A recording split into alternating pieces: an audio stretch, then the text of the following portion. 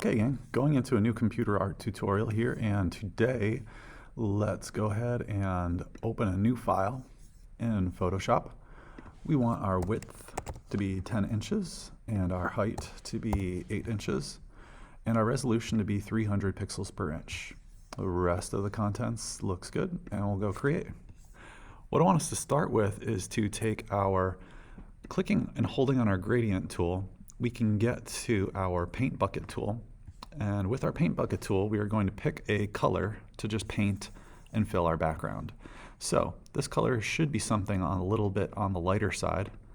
I'm going to try like a lighter green or maybe like a lighter orange color, like a tan, and click once to fill my background with color.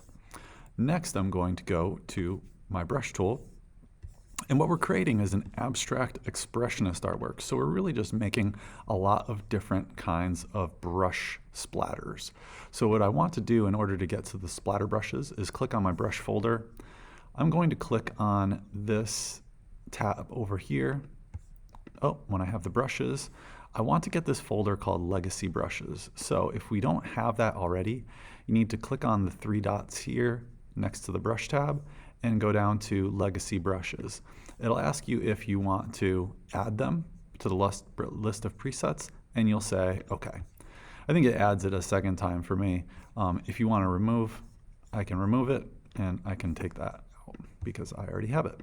So in brushes, we can search brush terms. So if we want to go to splattering brushes, I can type in splatter, and it will give me some brushes here that should have a splatter effect. Now, if I put my mouse over this and just let it sit there for a second, you can see the actual name of the brush. So this one is Drippy Watercolor. What was that last word? Modified. So Drippy Watercolor. I have a few Drippy Watercolor ones here. And so I'm going to try out each one of these brushes and just layer them over one another. So I'll select this first one. I'll change the size to make it a little bigger. I need to change my color. And let's just go for it. And so really I'm just kind of filling up my page with some different splatter brushes. Now I can go into my options over here. I can make this brush softer still, and I can change the size. Maybe I'll change the color.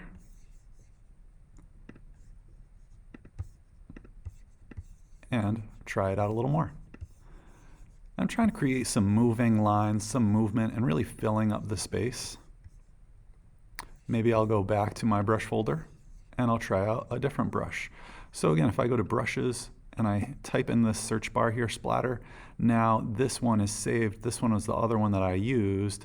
So maybe I can try one of these ones.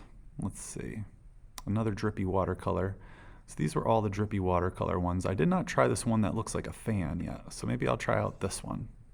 It looks like the size is really small. When I move my mouse out here, you can see how small the size of the brush is. So if I make this a little bit bigger, this looks like I can do something with it. All right, and again, we have brush options over here too. So I can make the size bigger.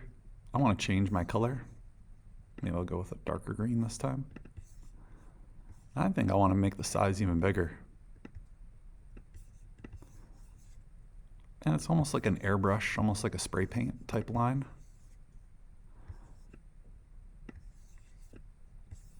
And I am just kind of filling up my page and having fun with this. So I'm going to go back to my splatter brushes. And let's see. So in here I can see more of changing the spacing and the sizes with the splatters. Let's see. Let's try and search these again.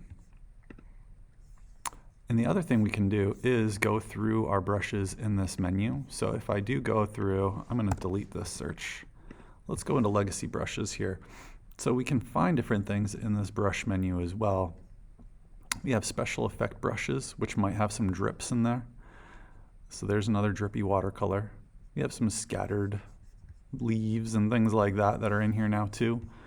Let's go back to the folder. Let's see. But this is what we're trying to do. There is maybe some more wet media brushes that we can try out. So again, there's some more drippy watercolors and things like that in here.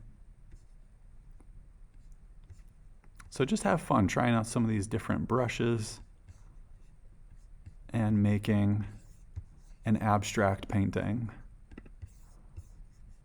with different drippy watercolor brushes. Maybe I'll add one more layer here. We'll go with something bright and different.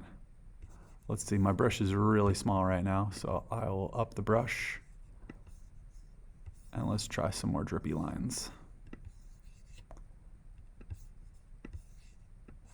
You know, the folder I really wanted to go into, let's try and look back one more time, see if I can find it, was maybe thick, heavy brushes. That might have been the one I was looking for. We already looked at special effects, natural brushes. So there's some interesting ones in there. These ones are pretty cool too. So again, feel free to have fun and try out any brushes that you feel might look cool, wax, crayon, but we have a lot in the legacy brushes. So just have fun with it. Pick out some different brushes to try out.